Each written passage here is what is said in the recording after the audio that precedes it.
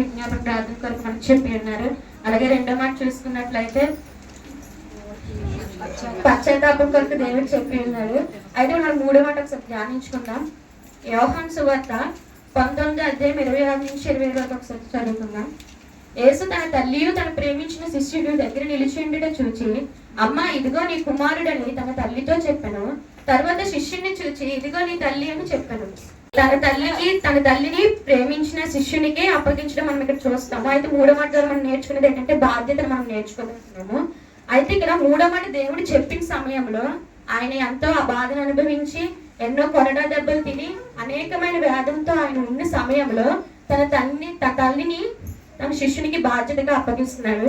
అయితే మనము మనుషులుగా మనం ఆలోచిస్తే మనకి ఇంత బాగోపోతేనే, మనకు జ్వరం వచ్చినా సరే ఎవరైనా మనకి ఇంత సహాయం చేయకపోయినా, లేకపోతే మనకి వాళ్ళు ఏమైనా కేరింగ్ తీసుకోకపోయినా మనం ఆ సమయంలో చాలా బాధపడిపోతాం. కానీ అలాంటిది ఇక్కడ దేవుడు అక్కడ అతనికి కేరింగ్ చూపించడానికి అక్కడ సమయంలో ఎవరూ లేరు. సిలువ మీద ఆయన బాధపడుచున్న సమయంలో కూడా తన తల్లి బాధ్యతను ఆయన విడిచిపెట్టలేదు. అయితే మనకి పాత నిబంధన ప్రకారం మనం చూసుకున్నట్లయితే దేవుడు మనకి 10 ఆజ్ఞలు ఇచ్చి ఉన్నాడు. ఆ 10 ఆజ్ఞల్ని మనం 2 విభజనలుగా చూసుకుంటే నరహత్య చేయకూడదు, వ్యభిచరించకూడదు, ఇలా చాలా ఆజ్ఞలు ఇచ్చారు. అందులో దేవుడు మనకు ఒక ఆజ్ఞగా 5వ ఆజ్ఞగా ఏం చూస్తున్నారంటే నిర్గమకాండం 20:12 చూసుకున్నట్లయితే 61 పేజీ నెంబరు. నీ దేవుడైన యెహోవా నీకు అనుగ్రహించే దేశంలో నీవు దీర్ఘాయుష్మంతుడు అగినట్లు నీ తల్లిని తండ్రిని సన్మానింపుమను. అయితే 20:12 తండ్రిని సన్మానించమని ఇక్కడ దేవుడు చెప్తున్నాడు. అయితే తల్లిని తండ్రిని సన్మానించమని అనగానే చాలా మంది వాళ్ళు చనిపోయిన తర్వాత వాళ్ళ ఫోటోల దగ్గర వాళ్ళకి ఫ్లెక్సీలు వేసి భోజనాలు పెట్టి వాళ్ళ గొప్ప కోసం సన్మానించుకుంటారు. కానీ తల్లిదండ్రులు ఉన్నప్పుడు సన్మానించేవారు ఒక్కరు కూడా లేకపోయారు. ఈ జనరేషన్ లో చూస్తే తల్లిదండ్రులు కొట్టేవారు, తిట్టేవారు, వారిని గసరేవారు, ఇలాంటి వారు ఉన్నారు. కానీ తల్లిదండ్రులు మాత్రం ప్రేమించేవారు ఒక్కరు కూడా కనిపించట్లేదు.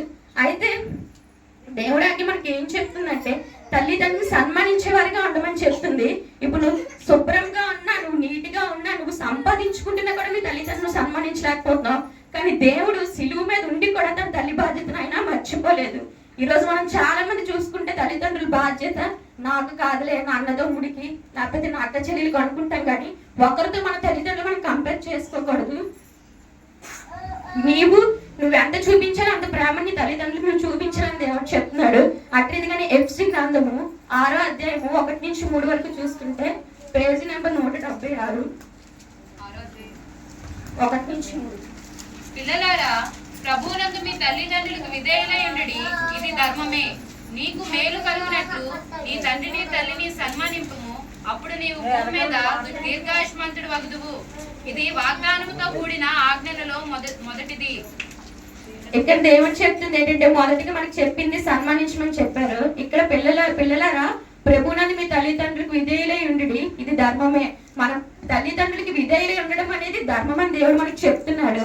అయితే చాలా మంది చూసుకున్నట్టయితే తల్లిదండ్రులు గౌరవిస్తారు, వాళ్ళని మర్యాదగా పిలవడం, వారు ఉండేటప్పుడు కొందరు నటించేవారు కూడా ఉంటారు. ఇక్కడ మనలో ప్రతి ఒక్కరు అట్టి ఇదిగా ఉన్నవారమే. కానీ అది దేవుడు చెప్పట్లేదు. కానీ సిలువ మరణంలో ఉంటుండగా కూడా ఆయన తన తండ్రిని ఆయన బాధ్యతను విడిచిపెట్టలేదు.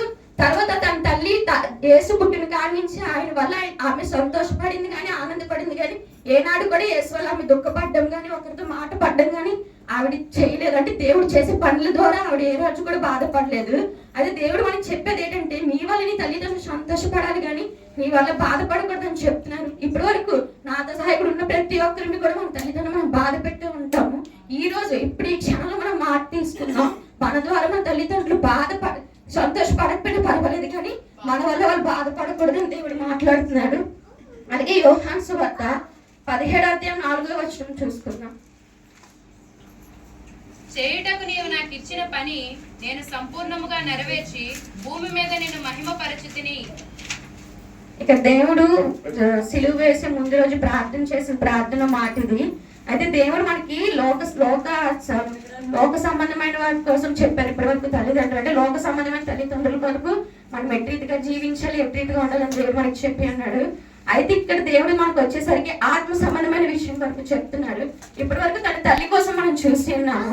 అయితే ఆయన పంపించింది విధేయత కలిగి ఉండాలి అని దేవుడు చెప్తున్నాడు. ఈ రోజు జనరేషన్ లో మనం చూసుకున్నట్లయితే మన రూల్స్, మన సిస్టమ్, మన మన మన లైఫ్ అనుకుని మనం ఆలోచిస్తున్నాం. కానీ తల్లిదండ్రుల విషయం వచ్చేసరికి మనం ఏది ఆలోచించలేకపోతున్నాము. మన భార్య మన పిల్లలు అనుకుని ఆలోచించే వారిగా ఉన్నామేమో. ఇప్పుడు దేవుడు మనతో చెప్తుంది ఏంటంటే వారి పట్ల మనం బాధ్యత కలిగి ఉండాలని దేవుడు చెప్తున్నాడు. అయితే దేవుడు మనకి ప్రతిదీ బైబిల్లో ప్రతిదీ చెప్పినప్పుడు అది మనం చేస్తే మనకు కలిగే మేలు కూడా ఆయన చెప్తాడు. నీకు మేలు కలిగినట్లు నీ తండ్రిని తల్లిని సన్మానింపుము, అప్పుడు నీవు భూమి మీద దీర్ఘాయుష్మంతుడు వగుదువు. ఇది వాగ్దానాలు కూడిన ఆజ్ఞల్లో మొదటిది.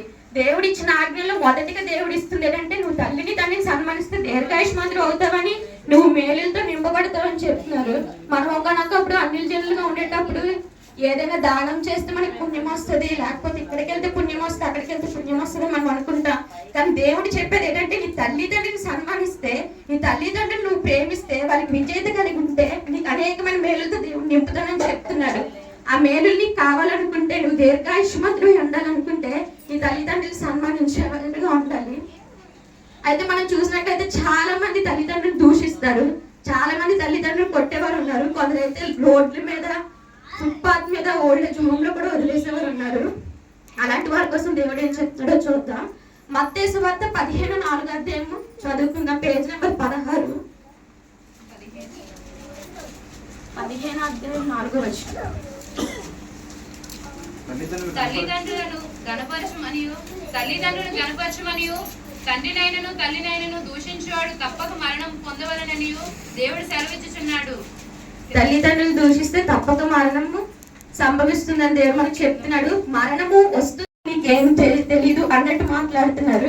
వాళ్ళు ఉండేది పాతకాలం మనుషులు అయి ఉండొచ్చు, కానీ ఇప్పుడు జనరేషన్ వారు ఏంటంటే వారిని దూషించే వారిగా ఉన్నారు. అలాంటి వాడికి దేవుడు ఇచ్చే శిక్ష ఏంటంటే మరణం అని పక్కాగా ఇక్కడ బైబిల్లో దేవుడు రాసి ఉంచాడు.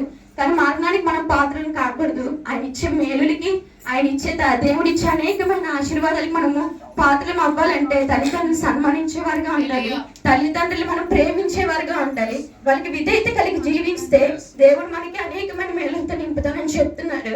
అయితే ఇప్పటి వరకు మనం అటు ఇదిగా ఉన్నామేమో, తల్లిదండ్రులు దూషించే వారుగా ఉన్నామేమో, తల్లిదండ్రుల్ని శపించే వారుగా ఉన్నామేమో. అటు ఇదిగా ఉండకుండా దేవుడు చెప్తున్న ప్రకారం మనము తల్లిదండ్రులకు విధేయత కలిగి ఉండాలని కోరుకుంటున్నారు. అది ప్రతిదీ మనకి దేవుడు మాదిరితనంగా చేసే చూపించారు. అందులో ఆయన చూపించిన బాధ్యత, ఆయన ఏది కూడా ఆయన దేవుడికి తల్లిదండ్రుల విషయంలో ఆయన ఏ బాధ్యత కూడా మధ్యలో విడిచిపెట్టలేదు. అయితే దేవుడు సామెతలు 23:25 మనతో మాట్లాడుతున్నారు. సామెతలు 23:25.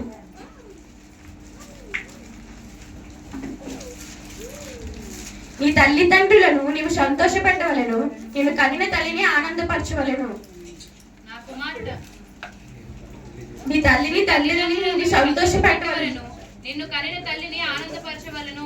తల్లిదండ్రుల్ని సంతోషపెట్టే వారిగా ఉంచాలంట, కానీ వాళ్ళని దుఃఖపరిచే వారిగా ఉంచకూడదు. దేవుడు మనతో మాట్లాడుతున్నారు. చాలా మంది మనం చూసుకున్నట్లయితే మనము ఆల్మోస్ట్ తల్లిదండ్రులకి దుఃఖించేవారు, కానీ ఇక్కడ ఉన్న ప్రతి ఒక్క ఇప్పుడున్న జనరేషన్ లో ప్రతి ఒక్కరు మట్టిదిగానే ఉన్నాము. వారిని సంతోషపెట్టడం పక్కన పెడితే వారికి మన వల్ల అనేకమైన మాటలు పడే రీతిగా అనేకమైన దూషణ మాటలు అనేక మంది దూషించే వారిగా మనం నిలబెట్టామేమో, ఇప్పటి వరకు అటు రీతిగా జీవించామేమో. దేవుడు మనకు చెప్తుంది ఏంటంటే తల్లిదండ్రులు సంతోషపెట్టే వారిగా ఉండాలి, నేను కన్న తల్లిని ఆనందపరిచేవారిగా ఉండాలని దేవుడు చెప్తున్నాడు. అయితే ఇది దేవుడు చేశాడా మనకి